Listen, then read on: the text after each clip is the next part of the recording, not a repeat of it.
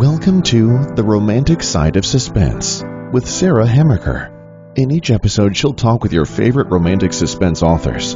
They will take you behind the scenes of the writing process, giving excerpts from their writing, and share stories about their writing life. Between the Sound and Sea by Amanda Cox. After a lawsuit tarnishes her family's name, Josephina, or Joey, Harris can barely show her face in public. The opportunity to escape the scrutiny comes in the form of a decommissioned lighthouse on a North Carolina island. If she takes on the temporary job of lighthouse keeper and works on its restoration, she can leave behind her small town and the rumor mill. But the lighthouse is unlike other projects she's worked on. There are odd notes tucked in hidden crevices of the crumbling stone walls, pages torn from the lighthouse keeper's log, but they're signed by someone named May.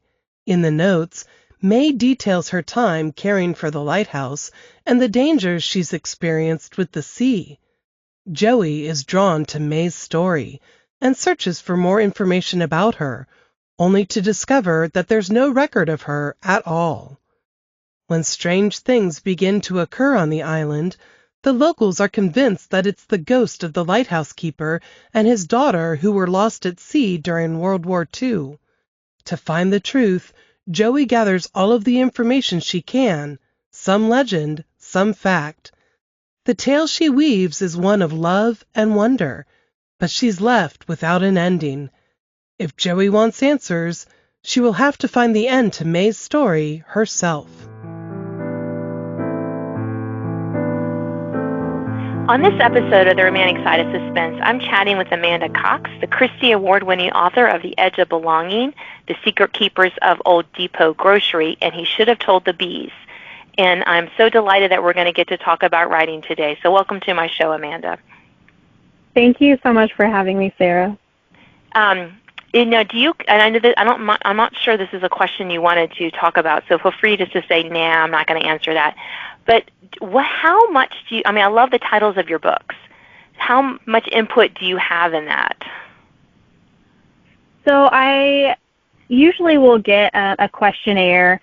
There's a working title, and we'll go over some different ideas. And so my publisher kind of has the final say on those. All of them except for my very first book were titles that I had chosen, so that's been a lot of fun for me. But they usually will let me have a lot of input, but ultimately they want to decide if it, marketing-wise, it represents the story well. Right. No, I totally understand, but I just thought I'd ask because, sometimes I'm always curious. Yeah. Great. So let's talk about, have you ever regretted killing off a character? And if you have, then why? There's really only one character that I can think of that I sort of regret. I mean, I don't regret it because honestly it had to happen for the story, but I just love this character so much. And I enjoyed writing the character. And so he's a character in The Secret Keepers of Old Depot Grocery, and he kind of has a tragic ending to his story. And so I'll get questions from readers, and I'll be like, oh, why did you kill this character off? I love them so much. But it was one of those things where it kind of had to happen for the rest of the story, and to raise some stakes of some things. Yes, yeah. There have been a few characters that I've been a little regretful. I'm like, oh, I'm sorry, you have to die. Yes, Let's see. I'll give you a unique way to die. How about that? Have the conversations with them. I'm really sorry, but somebody. Yeah. Have you ever thought about writing some sort of prequel to bring him back to life? Yeah, that would be a fun possibility. Or maybe some side story that wasn't included in the novel that gets a little more screen time, so to speak. Yeah, right. Well, I mean, I just say that because, this one character I'm thinking of in one of my books, I have thought about writing a little, Christmas, some sort of a Christmas short story with this character, years before the story happened. But anyway, we digress completely, but it's always fun to know. we get really attached to our characters, even the ones that, we know are, have to die. So that can be kind of sad. Well, let's talk about happier times like writing. So how do you fit writing into your busy schedule? I mean, you have 3 kids. You have have a lot going on, looks like, from your bio. So how do you fit writing into your schedule? So I am not a morning person at all, but I kind of forced myself to become a morning person. I used to write at night, but then I just found myself being so drained at the end of the day that there was no creativity left over. So I get up every morning and I write from 6 a.m. to 8 a.m. roughly, before the rest of the house is kind of moving around. And I jokingly say that the only people that I want to talk to at that time of day are fictional people, and I need a lot of coffee to do it.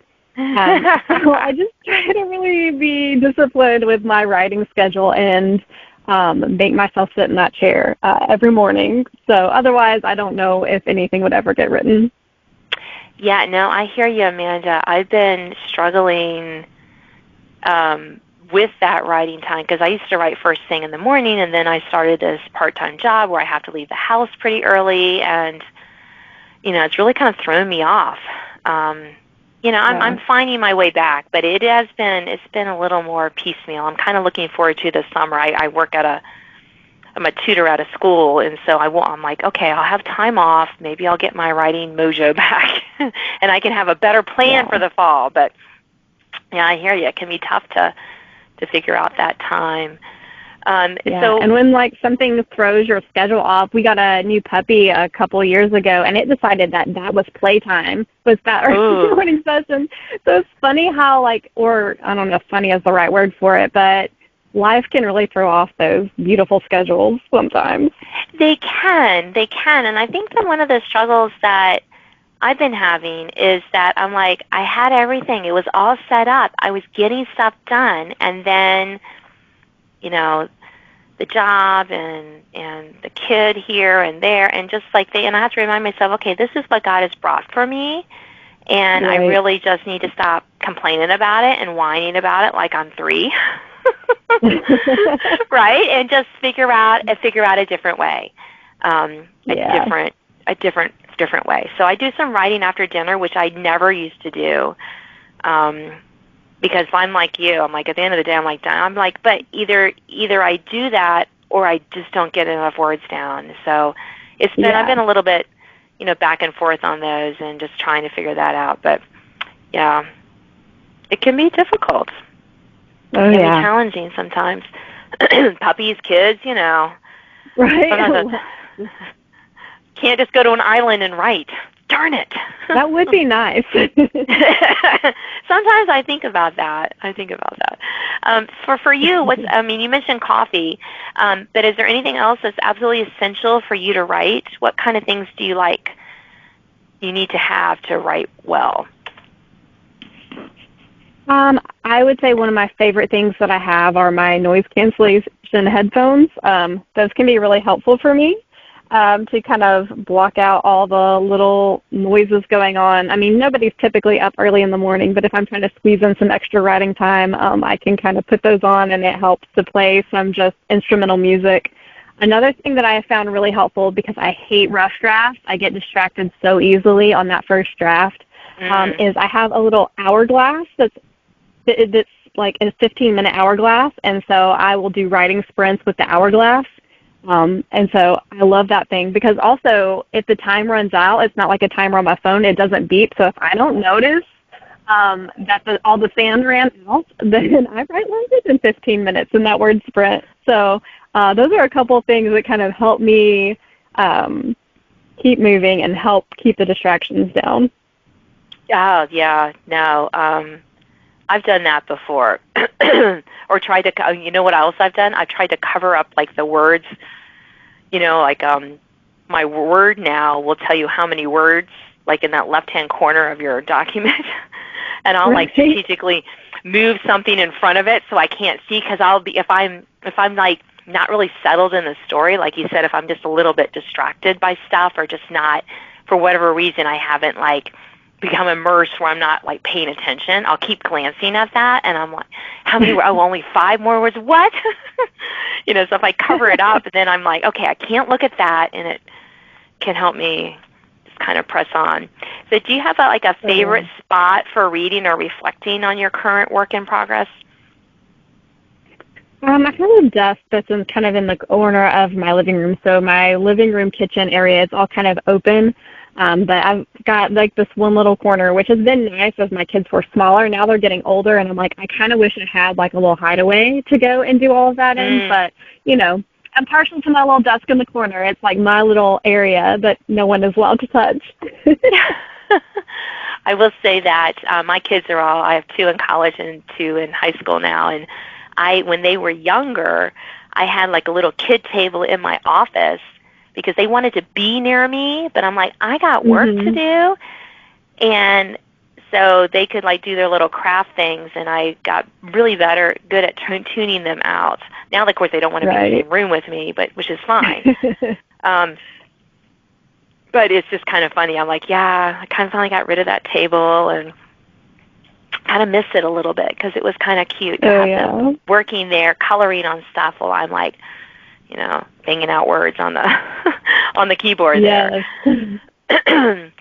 So let's talk about your characters. We talked a little bit about killing them off when we needed to, but how are some ways that you connect with them when we're not killing them? How do you connect with them? Right. So my background is in professional counseling, and so one of my favorite parts of writing is getting to know my characters really well and trying to understand what motivates them, kind of their backstory, where they came from. So I can get really immersed in all of, those aspects of writing. So I think, sometimes that connection comes through taking down those notes. I've got to I'm not a plotter by any means, and my notes that I take are really kind of chaotic. But for every book that I write, I have a little journal, and so I just kind of carry it around with me, and some random thought pops into my head about that character of oh, you know what, I bet that's why, they do what they do. So I'll have all this chaotic note-taking about my characters, and so that's kind of one way that I kind of get to know them and connect with them. Another thing that I do is, for me, there's something different between typing something and handwriting something. And so if I'm trying to write a scene that is emotionally impactful for that character, I will handwrite that scene.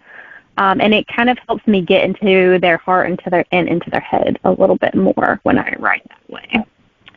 Yeah, I totally get the connection between, writing something down. There's something even more personal about that, I think. There is a deeper connection, which is why I'm a tutor at a middle school, which is why I make the kids handwrite stuff, and they're like, and I'm like, yeah, I know, but you'll remember it better. They're rolling their eyes. I'm I know, you don't believe me, but it's true. So get that pencil moving. But yeah, I wish I could do that more, but I have carpal tunnel, and I just can't hold the pencil and write as much as I used. I used to handwrite a lot of stuff out that I just give me my split keyboard. I just have to do it that way. But I miss it. I totally understand. But I must admit, Amanda, what I don't miss is being unable to decipher my own handwriting. So yes. What was that supposed to be? Yeah, I have no idea. Yeah, I feel like my handwriting has gotten worse and worse. Yeah, I don't miss the struggle with what did I mean there? I don't understand. I'm sure it was brilliant. Well, we are almost out of time, so let's close with one final question about what is one of your favorite ways to connect with readers? So I really enjoy connecting with readers on Facebook and Instagram, especially Instagram. That's where kind of my inner goofball comes out, and you see me doing some goofy videos and things like that. But you can find me at Amanda Cox Writes on both Facebook and Instagram.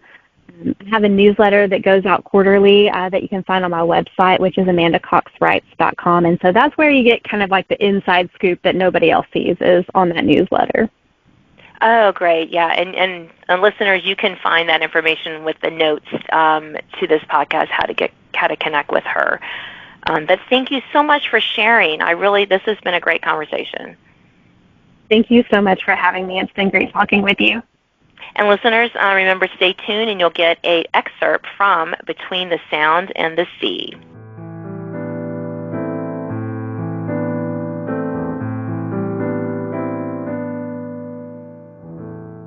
Now an excerpt from Between the Sound and Sea by Amanda Cox.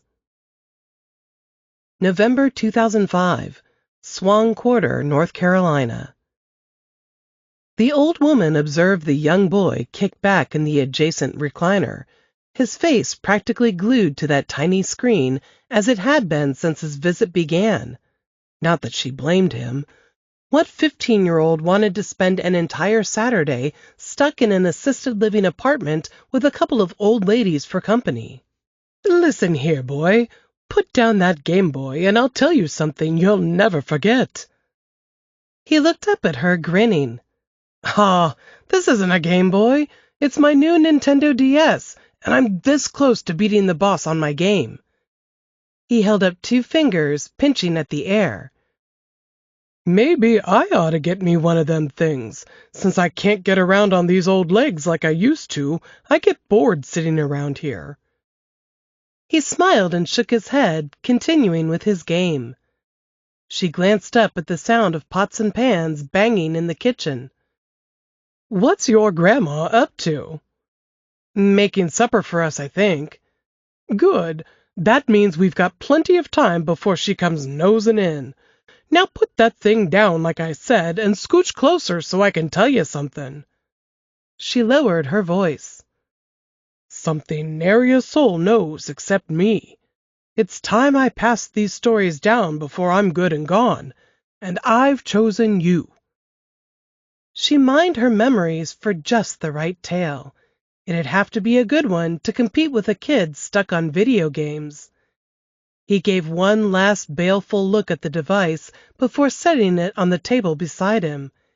He scooted his chair closer to hers and adjusted the blanket that had slipped off her foot before sitting back down. Sweet boy.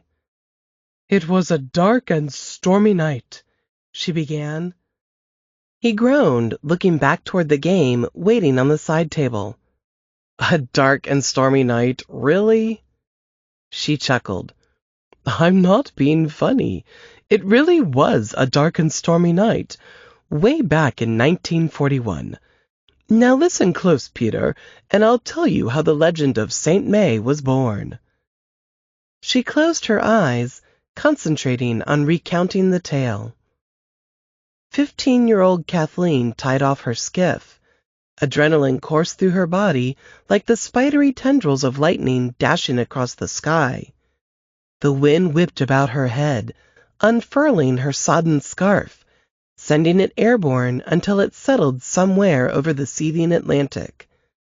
Hunched against the slanting rain, she jogged past her faithful light, a light that had guided her to the foolish drunk clinging to a vessel not seaworthy in even the fairest weather. A man who likely didn't merit Kathleen risking her life over, but duty had called. No matter who was at the mercy of the unpredictable currents of the Outer Banks. She opened her eyes a tiny slit. The boy leaned in close, eyes locked on her. She had him hook, line, and sinker now. Kathleen entered the squat stone cottage where she lived, boots squelching on the stone floor. She sidled up to the fire and added enough wood to coax the embers back to life. Then she stripped out of her sodden clothes and wrapped a wool blanket around her shoulders. She winced. Oops, that was probably more detail than a 15-year-old boy needed to hear about a 15-year-old girl. She continued, more mindful of the particulars she shared. Kathy? Her father's voice cut through the silence.